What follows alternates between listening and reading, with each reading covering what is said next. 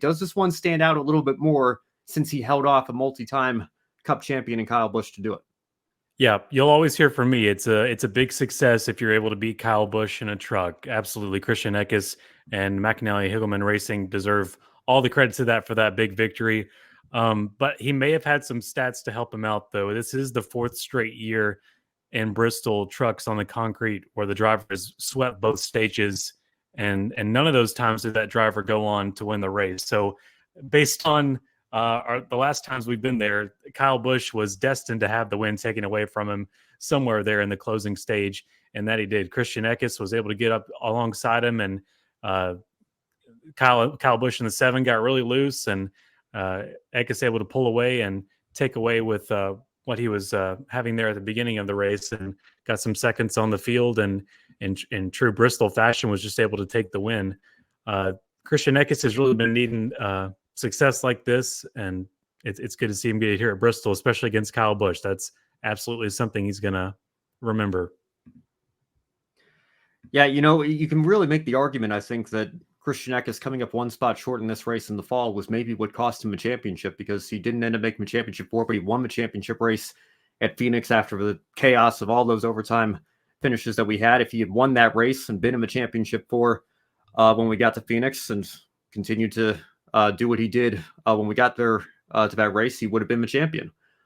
Christian Eckes, I think, with the amount of success that he's had, I think is there's no denying that he's going to be a championship contender again this year if he can keep this up. But specifically to win this race, I think has to be a massive confidence boost for him. And then again, to your point, Brandon, as well, to be able to do it, holding off the all-time leader in Truck Series wins, the all-time leader in Xfinity Series wins, 2-time Cup champion, 60-plus Cup wins as well. Kyle Busch is one of the best in the business, and to be able to say you beat him straight up, in the closing laps after he was coming on very strong there at the end. I think even the booth was thinking for sure that he kept closing the gap, and was going to be one of those last lap passes or close finishes. But Eckes was still able to find what he needed in the end to hold him off, and that's certainly great to see for the series that one of their regulars was able to actually take the fight to the Cup drivers. And I think that's always the counter argument to what we talk about here on the show all the time, not being a fan of Cup drivers from the lower division stealing the wins, but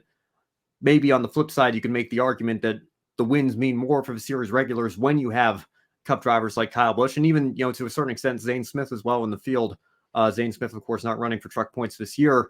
The second highest finishing Truck Series regular was Matt Crafton, who has been in the headlines a couple of times in recent months for all the wrong reasons, and a couple of controversies along the way there, not having the success that he's enjoyed in previous years at Motorsport Racing. Been a while since he's won a race and even consistently run in the top 5, but he ran in the top 5 this weekend, and as I mentioned, second among those that are going to be running for the championship this year. So, Brandon, let's talk about Crafton here for just a moment. Given some of those recent controversies and struggles on track, does a run like this prove that the veteran, the all-time consecutive Truck Series starts leader, has a little bit left in the tank?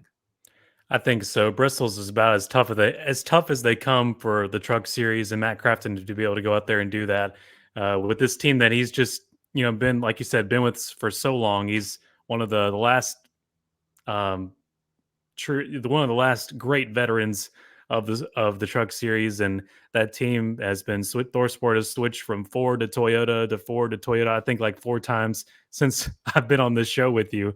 It's been funny to see that back and forth, back with Ford, of course, this year, and just after the drama and controversy that he had last year with Nick Sanchez, it just really not a good look, and we were kind of questioning the kind of behavior that we would expect from a veteran, and seeing that from Matt Crafton last year was kind of disgusting.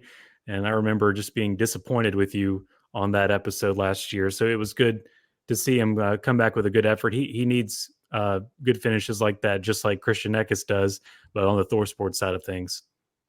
And I wanted to go back to the last point real quick about Kyle Busch. One thing I noticed, he actually has not been at Bristol in a truck since 2017. I had not realized it had been that long. He has won there. We count 4 times. 2017. Oh, sorry. That 5 times, excuse me. He's been on pole 4 times, has won 5 times. But yeah, has not been there in a truck since 2017. So coming back and just, we're used to, at least I'm used to hearing Kyle Busch and sweeping, going with Bristol the time that he did it, the whole weekend. It kind Which of goes one? There were two together. of them. Yeah, multiple, right?